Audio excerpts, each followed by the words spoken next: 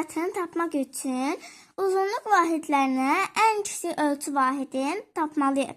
Burada ən kiçik ölçü vahidi santimetrdir. Ona görə biz bütün ölçü vahidlərini santimetrə çevirəcəyik. 6 metrimiz eləyir 600 santimetr. 9 desimetrimiz də eləyir 90 santimetr. Buranın cavabı 690 santimetr eləyir. Yazırıq 690 santimetr. Çıxılsın. 1 metrimiz 100 santimetr eləyir. 12 santimetrimiz də elə 12 santimetr. 112 santimetr.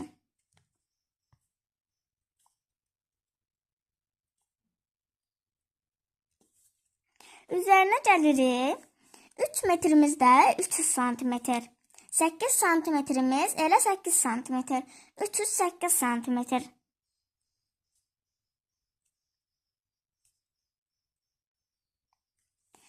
İndi biz bunun cavabını tapmalıyıq. 690 çıxılsın 112.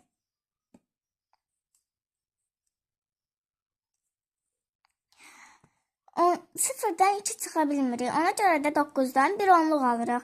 Ondan 2 çıxanda eləyir 8. Burada da qalır 8. 8-dən 1 çıxdıqda 7 qalır. 6-dan da 1 çıxdıqda 5. 578. 578-in də üzərinə 308 gəlirik.